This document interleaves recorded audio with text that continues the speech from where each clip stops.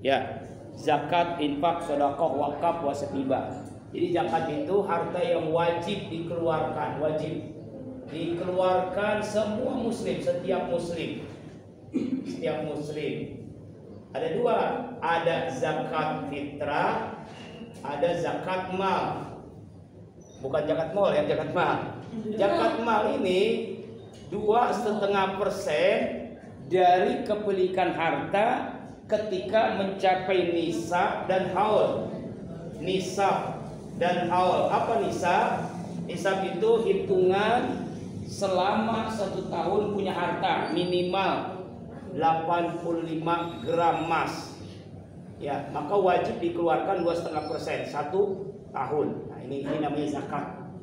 Zakat tujuannya untuk mensucikan harta dan mensucikan jiwa. Harta namanya zakat mal, jiwa namanya zakat fitrah. Yang kedua infak. Infak ini dikeluarkan setelah kita dapat rezeki. Setelah dapat rezeki. Dan ini sunnah hukumnya. Nah, begitu lagi sih. Rezeki. Misalnya kita dapat gaji, kita langsung keluarkan. Honor, sertifikasi, ya, amplop, yang kalau ustadz tuh ceramah atau apalah namanya, bonus, langsung dikeluarkan saat itu juga. Berapa persen? Ya seikhlasnya. Namanya kan nggak dipatok, ikhlas sunnah, tidak diwajibkan. Mau 2,5%, mau 5%, mau 10%, mau 100%, boleh. Cuma masalahnya kita punya anak, punya istri, punya keluarga, kita harus hidup. Kalau 100%, gimana kita bisa hidup? Karena kita manusia, makanya boleh dikeluarkan seikhlasnya. Ya, setelah rezeki. Ya, ini namanya infak. Kalau sedekah lebih umum dari infak. Semua kebaikan itu sedekah, bukan hanya harta. Senyum sedekah, ya kan?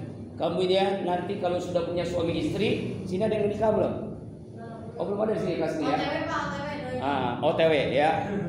Kalau sudah nikah, mencium istri sedekah, mencium suami sedekah. Iya. Jadi kalau nggak punya uang, nggak punya rezeki, ada fakir miskin, ciumin aja bini. Ciumin aja yang banyak. Nah, itu sedekah. Ya kan? 10 kali. 10 kali. Jangan 10 kali, 100 kali nggak boleh. Iya. Mau 200 kali. Nah, kemudian senyum sedekah. Zikir sedekah, mungut sampah sedekah, semua kebaikan karena Allah sedekah. Jadi lebih umum, bisa harta, materi, bisa non materi. Wakaf, nah ini wakaf ini kalau orang kampung namanya sedekah jariah. Ijamatu Adam in qata amalu ila min salasin. Apabila manusia wafat terputus amal kecuali 3. Pertama, sedekah jariah, itu wakaf. Ya, wakaf ini mesti melalui akte ikrar wakaf. Melalui siapa? KUA, Kantor Urusan Agama. Jangan kita ini punya pikiran kalau KUA itu untuk menikahkan doang. Salah selama ini. Tugas KUA menikahkan, kemudian wakaf, ya, waris, kemudian mu'alaf orang masuk Islam, semua masalah itu, kemudian haji juga, situ juga, semuanya KUA itu. Kalau nanti kasus waris wakafnya bermasalah, baru pengadilan agama. Pernikahan kasus cerai berarti ke pengadilan agama. Itu harus bisa paham di sini ya. Nah, kemudian wasiat. Wasiat ini setelah ada yang meninggal dunia, sebelum meninggal dia berwasiat, tapi bukan untuk ahli waris. Misalnya adopsi anak, punya anak angkat. Nah, ini saya belum meninggal, tolong si fulan ini nanti kasih harta yang saya berwasiat. Tuh, tanah di sana. Tapi kalau yang ruko, yang di pinggir jalan, kamu jangan kasih siapa-siapa. Kenapa, Pak? Itu punya Cina. Punya Cina, jadi jangan dijual, punya orang. Ya bukan punya dia kan? Paham nggak? Jadi wasiat itu ya berwasiat untuk bukan untuk ahli waris. Bukan untuk ahli waris. Ya, setelah meninggal dunia tidak boleh lebih dari 1/3 harta, tidak boleh lebih, kurang boleh, kalau lebih nggak boleh. Nah ini. Nah hibah ini beda lagi. Hibah ini diberikan kepada orang yang bukan ahli waris, bukan berwasiat, tapi misalnya dia ingin menghibahkan hartanya karena dia nggak punya anak. Misalnya kan, dia sudah lama tapi hartanya berlimpah di mana-mana. Dia menghibahkan harta ini untuk orang yang dia peduli, misalnya tukang kebunnya, misalnya menghibahkan hartanya. Terserah mau berapa banyak, pokoknya sesuai keinginan yang mau mati, keinginan yang mau meninggal, ya kan? Yang karena hartanya banyak. Hadiah ini beda lagi dengan hadiah itu seseorang misalnya memberikan sesuatu kepada orang yang disukainya. Ya, hadiah itu namanya hadiah.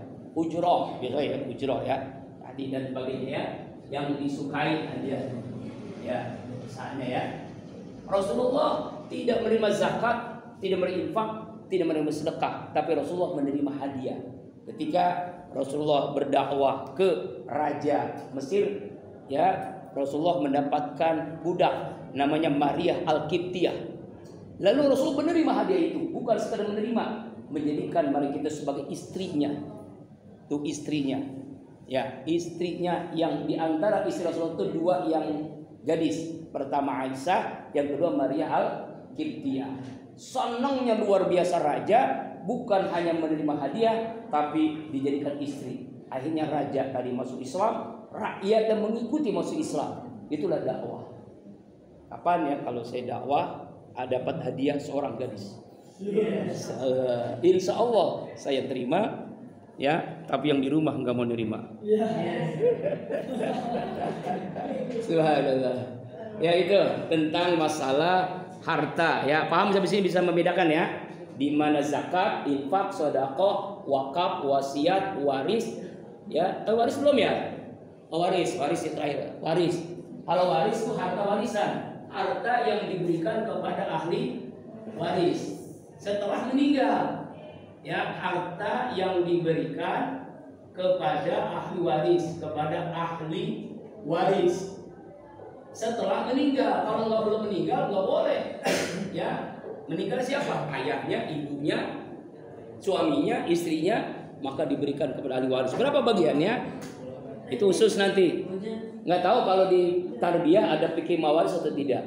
Kalau di syariah ada, ya, fikih mawaris. Dan saya megang mata kuliah itu tahun ini, ya, insya Allah.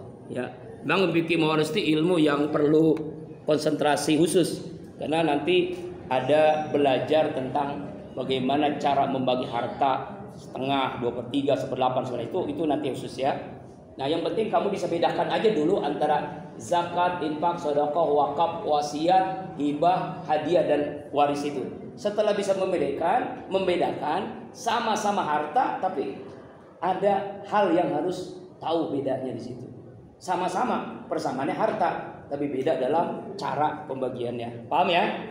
Kemudian yang berikutnya tadi masalah kepemilikan harta dalam Islam.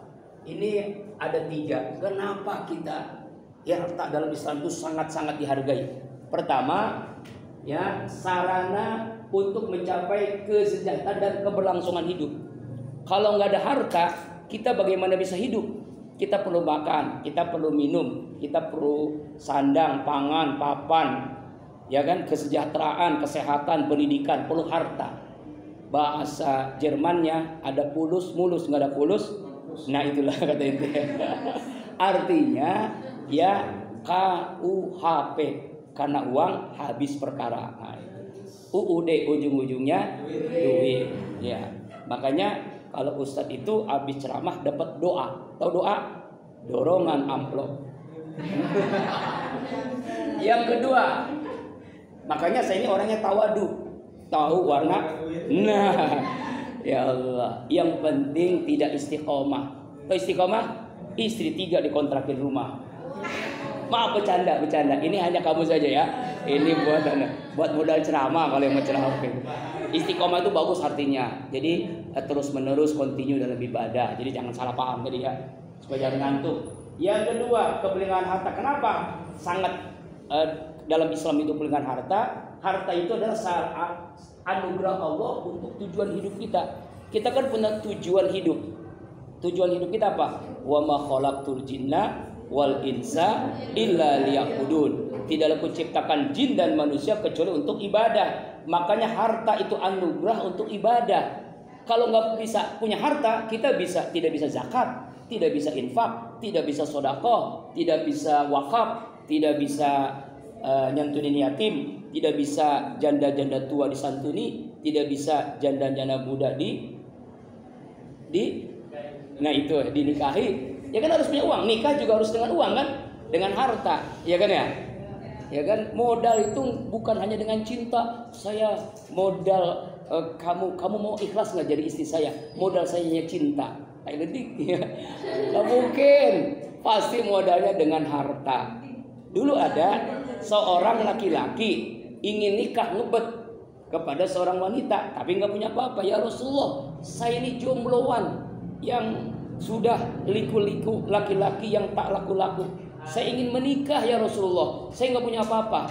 Kamu punya cincin dari batu? Nggak punya. Kamu nggak punya apa-apa? Nggak punya.